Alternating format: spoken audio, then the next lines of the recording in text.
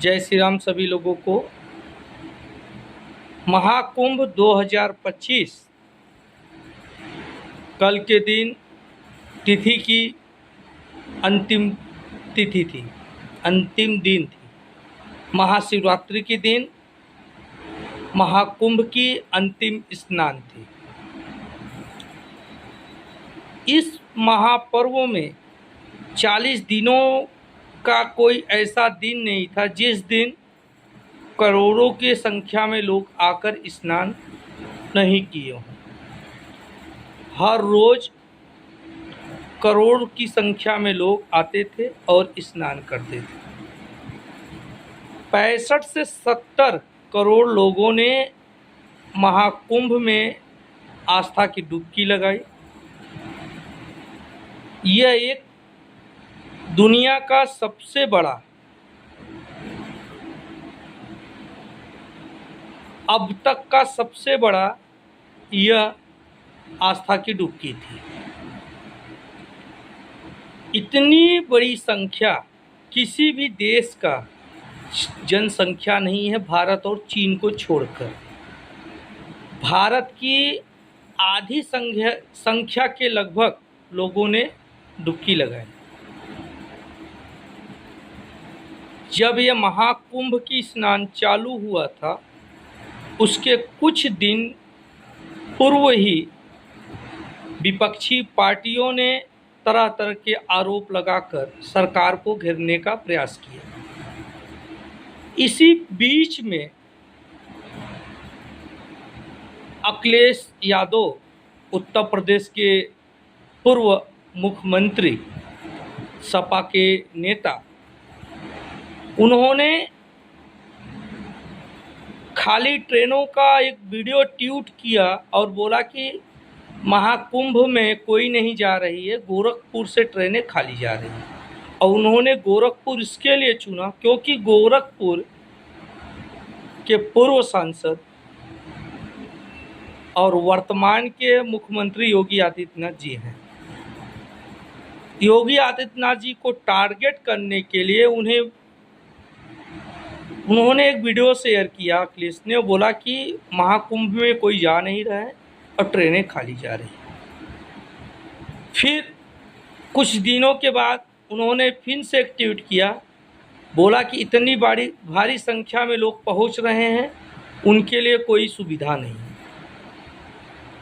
तरह तरह के आरोप महाकुंभ को लेकर अखिलेश यादव ने लगाते रहे।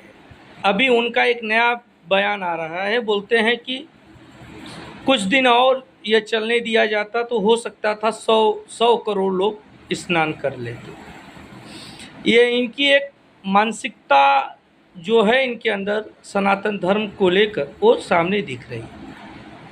ये कभी बोलते हैं कि भीड़ नहीं जा रही है, कभी बोलते हैं भीड़ गई, व्यवस्था नहीं है, फिर कभी बोलते हैं कि और कुछ दिन चलता तो 100 करोड़ लोग लगभग स्नान करते। इनके पास कोई मुद्दे नहीं है, इनके पास कुछ सरकार को घेरने के पॉइंट नहीं है, मुद्दे नहीं है, इसलिए वो इस तरह की तमाम बातें कर रही है। योगी जी की ये सफलता देश नहीं दुनिया में चर्चा का विषय बना है। जिस तरह से उत्तर प्रदेश की सरकार महाकुंभ को मैनेज किया, महाकुंभ के भक्तों को सुविधा उपलब्ध कराई, वह एक चर्चा का विषय बना हुआ है। यह कार्य योगी जी का 2027 में दिखेगा। लोगों के विचार और लोगों के द्वारा जो वोट पड़ेगा वही अखिलेश यादव को सही जवाब देगा। अखिलेश यादव जो भी अभी तक बयान दे रहे हैं वह केवल सनातन धर्म के विरोध में है। उनके यह सब बयान से सनातन धर्म के आस्था पे एक चोट पहुंच रही है। सनातन धर्म को मानने वालों को एक उनकी इस बयानों से धक्का लग रही है। वो राजनीति में इस तरह से गिर जाएंगे, इस तरह से बयानबाजी करेंगे महाकुंभ को लेकर, ये किसी को आशा नहीं था। लेकिन ये सफल कार्यक्रम होने के पीछे जनमानस का बहुत बड़ा हाथ है। इतना जरूर है, उत्तर प्रदेश की सरकार और माननीय नरेंद्र मोदी जी के नेतृत्व में चल रही केंद्र सरकार, ये दोनों सरकारों की इच्छा शक्ति के कारण इतने पर्याप्त, इतने ज़्यादा जन सैलाब दिखा। इन लोगों के ऊपर देश के जनमानस को विश्वास था कि वहाँ पे हमें किसी भी तरह की कोई असुविधा नहीं होगी, और लोग दूर दूर से, असम से, केरला से, कर्नाटका से, जहाँ से भी हो सका लोग जाने का प्रयास किया और वहाँ पे पहुँचे। कुछ लोग हमारे ही जैसे नहीं जा पाए, टिकट ट्रेनों के कैंसिल होने के कारण न पहुँचने का भी जिस प्रकार हमें खेद है, ऐसे हजारों की संख्या में आज भी लोग हैं जो कि वहाँ पे पहुँच नहीं सके।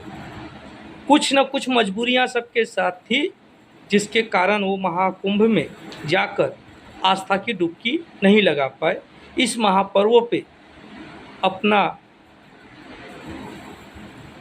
स्नान करने से वंचित रह गए। जो स्नान करके आ रहा है, जिस तरह से योगी जी के कार्यों की तारीफ कर रही है, उत्तर प्रदेश पुलिस की, प्रशासन की तारीफ कर रही है, वो सुनकर काफ़ी अच्छा लग रहा है। पूरे मेला क्षेत्र में, पूरे महाकुंभ क्षेत्र में उत्तर प्रदेश की पुलिस दो ही कार्य किया, लोगों से हाथ जोड़ के अनुरोध किया और उनको सही तरह से स्नान के मार्ग तक पहुंचाने का कार्य किया। किसी भी तरह से किसी भी जनमानस को कोई भी प्रॉब्लम नहीं पहुंची, क्योंकि उत्तर प्रदेश की प्रशासन पूरी तरह से जनमानस के सहयोग में अपना पूरा योगदान दिया। 24 घंटों तक जाग कर जिस तरह से उत्तर प्रदेश की पुलिस प्रशासन ने लोगों का सेवा किया, इसका ऋणी पूरा मानव समाज, पूरे देश की जनमानस, सनातनी आस्था को मानने वाले हर हिंदू हैं। हर हिंदू, हर सनातनी जो भी है, वो सब उत्तर प्रदेश की इस कार्य की ऋणी हैं, जो कार्य उत्तर प्रदेश की पुलिस प्रशासन ने वहाँ के जनमानस के लिए किया। आस्था में डुबकी लगाने के लिए हर लोग पहुँचे। 70 करोड़ लोगों के पहुँचने के बाद भी कोई भी किसी भी तरह का कोई भी असुविधा को लेकर किसी का भी एक भी बयान नहीं आया। सभी लोग प्रशासन की तारीफ किया, मेला अधिकारियों का तारीफ किया, उत्तर प्रदेश सरकार की तारीफ किया, जिसके बाद विपक्षियों में एक खलबली मची हुई है और वो तमाम तरह के झूठे बयानबाजी कर रहे हैं। कुछ उनके जो समर्थक हैं विपक्षी पार्टियों के, वो तरह तरह के अफवाहबाजी उड़ा रहे हैं। उनके बातों को जनता इग्नोर कर रही है, उनके बातों का कोई ध्यान नहीं दे रहा है। जिस तरह से योगी आदित्यनाथ जी ने महाकुंभ का मैनेजमेंट देखा, दिन रात वहाँ पे पहुंचकर लोगों को सुविधा मुहैया हो, उसकी पूरी जिम्मेदारी को समझा। हर दिन अधिकारियों से मिलना, उनसे बात करना। खुद उन्होंने, एक दुर्घटना हुआ जिसके बाद उन्होंने खुद मॉनिटरिंग करना भी चालू किया। हर एक बड़े पर्व के दिन वह खुद मॉनिटरिंग करते हुए दिखाई दिए। सुबह 4 बजे भोर में ही बैठकर मेला क्षेत्र के सारे कैमरों से वो निगरानी करते हुए दिखे। एक छोटी सी दुर्घटना महाकुंभ में हो गई और दूसरी दुर्घटना दिल्ली के रेलवे स्टेशन पे हो गई। इस दो दुर्घटना के बाद कोई भी ऐसा घटना नहीं घटा जिससे लोगों को असुविधा हुआ हो। ये दोनों दुर्घटना दुखद है। इसमें कुछ परिवार अपने परिवारों को खो दिया, उसकी दुख पूरे जनमानस समाज को है। लेकिन उसके बाद भी ये विपक्षी पार्टियां पूरी तरह से योगी सरकार को टारगेट करने की प्रयास किया। पिछली सरकारों में भी दुर्घटना हुई थी, उसमें भी लोगों की मौत हुई थी। मौत एक हो या दो हो, हर मौत परिवार को दुख देता है। अखिलेश यादव की सांसद जया बच्चन ने जिस तरह से बयानबाजी किया, गंगा में लाशों की फेंकने की बात की, यह सनातन धर्म के प्रति उनकी जो सोच है वो दिखता है। वो बोली कि गंगा की पानी दूषित हो गई है, लाशों को उसमें फेंका गया है। इस तरह की बयान देकर उन्होंने हिंदू धर्म के लोगों के आस्था पर चोट पहुंचाई।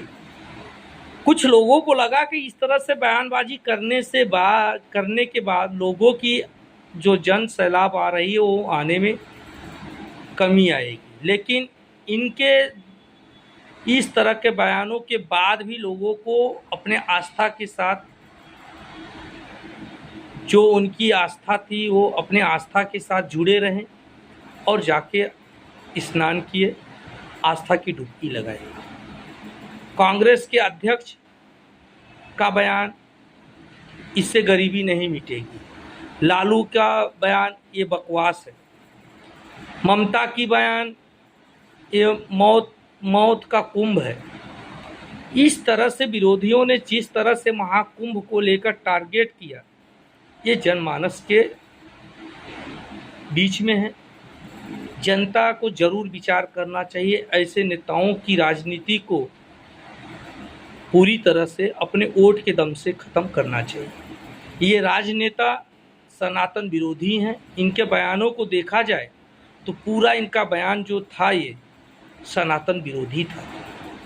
कोई हिंदू को डेंगू मलेरिया बोल देता है, कोई हिंदू पर्व को मौत का महाकुंभ बोल देता है, कोई बकवास बोल देता है, कोई गंगा को दूषित बता देता है कि लाशों से गंगा दूषित हो गई। ये राजनेताओं को, इनकी राजनीति को जनता को चाहिए अपने वोट के माध्यम से ख़त्म करें। योगी आदित्यनाथ जी के सामने एक नहीं दो मोर्चे थे।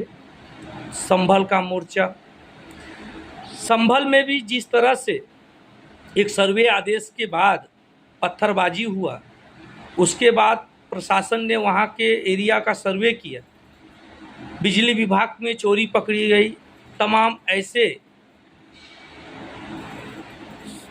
महल, तमाम ऐसे मंदिर, तमाम ऐसे कुएं निकले जो कि सालों से दबा दिए गए थे, सालों से बंद कर दिए गए थे। उसी में से एक कुआं मस्जिद के आसपास का है, जिसको लेकर मस्जिद की कमेटी ने सुप्रीम कोर्ट में एक याचिका दिया था कि इस कुआं का जो सरकार कार्य कर रही है, सरकार कुआं को पुनः जीवित करने का कार्य कर रही है।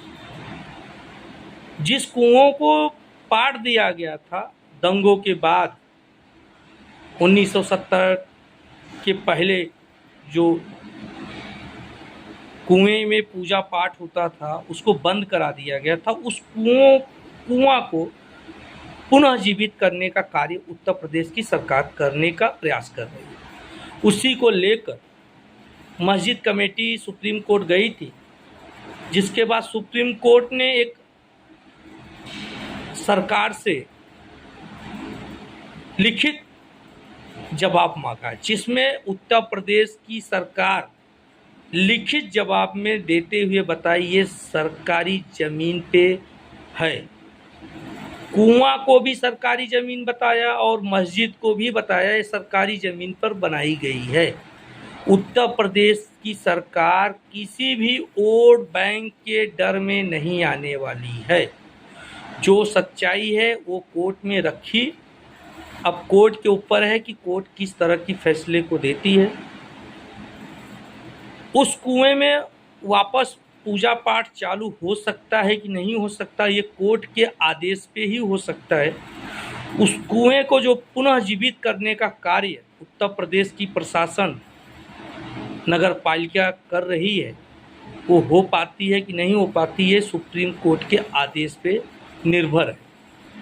उत्तर प्रदेश सरकार ने कुएं के साथ साथ मस्जिद को भी सरकारी संपत्ति पे निर्माण का बताया कि सरकारी संपत्ति में ही ये कुएं भी है और ये मस्जिद। देखना है आगे चलकर क्या होता है, ये अब देखने के योग्य की बातें हैं। जो भी होगा वो उत्तर प्रदेश की जनमानस के भलाई में ही होने वाला है। छावा फिल्म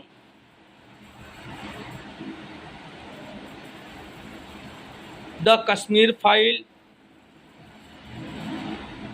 ऐसे तमाम फिल्म बॉलीवुड में अब बनना चालू हुआ। इसके पहले बॉलीवुड में कोई नाम लेने को भी नहीं तैयार था, लेकिन आज बॉलीवुड इस फिल्मों को बना रही है, क्योंकि उनको मालूम है कि अभी सनातन धर्म के प्रति लोगों की जो एक आस्था थी वो जाग चुकी है। छावा फिल्म में जिस तरह से देखकर लोग रो रहे हैं, संभाजी महाराज की जो इतिहास को वामपंथी इतिहासकारों ने छिपा दिया, वो इतिहास जिसे हम लोगों को नहीं बताया गया, वो इतिहास जो हम लोगों से छिपाई गई, उस इतिहास को आज एक फिल्मी पर्दे पे लाई गई है, जिसे देखकर युवा, बच्चे, महिलाएं, वृद्ध, हर कोई अंदर से रो रहा है। सबको ये लग रहा है कि आखिर ये इस इतिहास को हमसे क्यों छिपाई गई। हर कोई यही प्रश्न पूछता है, इस इतिहास को हमसे क्यों छिपाया गया। 40 दिनों तक संभाजी महाराज को औरंगजेब ने प्रताड़ित किया, उनके नाखूनों को उपाड़ा, उनके शरीर के चमड़े को भी नोचा, जंजीरों में बांधकर सड़कों पे घसीटा। इस तरह की अत्याचार हमारे सनातन योद्धाओं के साथ हुआ, और ये अत्याचार करने वाला अत्याचारी के नाम पे भारत सरकारें रोड बना के रखी, शहर बसा के रखी, और उस योद्धा के राज्य का नाम इस अत्याचारी औरंगजेब के नाम पे रखा गया। संभाजी महाराज को जिस तरह से प्रताड़ित किया, 40 दिनों तक धर्म परिवर्तन करने के लिए मजबूर करता रहा कि आप धर्म परिवर्तन करो। उसके बाद भी संभाजी महाराज ने धर्म परिवर्तन करने के लिए नहीं राजी हुए। उनके नाखूनों को उपाड़ लिया, उनके जुबान को काट लिया, उनके शरीर को नोच लिया। जब इस तरह की हर वो अपनी जो भी था उसका अपना लिया, उसके बाद भी संभाजी महाराज ने अपने धर्म को परिवर्तन करने के लिए तैयार नहीं हुए, तो उनके बोटी बोटी कर फेंक दिया गया। ये वामपंथी इतिहासकारों ने ये इतिहास को हिंदू जनमानस से छिपा के रखा। गलत इतिहासों को लिखकर अत्याचारियों का तारीफ किया गया है। और हमारे सनातनी योद्धाओं के इतिहास को किताबों से गायब कर दिया गया, उनके इतिहासों को हिंदू समाज से छिपा दिया गया। इस तरह के वामपंथियों को सोचना चाहिए था, आज नहीं तो कल हमारे वीर योद्धाओं का जो इतिहास है वो आज के जनमानस को मिलने ही वाला है। छावा फिल्म का तारीफ प्रधानमंत्री जी ने भी कर दिया। उन्होंने भी बताया कि आज महाराष्ट्र में छावा का धूम है। हकीकत हर सनातनियों को चाहिए छावा फिल्म को देखे किस तरह से ये मुगल अत्याचारी हमारे वीर सनातनी योद्धा के साथ अपराध किया है, किस तरह से हमारे वीर सनातनी योद्धाओं को प्रताड़ित किया है, किस तरह से क्रूरता की कार्य ये औरंगजेब ने किया था संभाजी महाराज के साथ। 40 किलो पे आज लोग धर्म परिवर्तन कर देते हैं।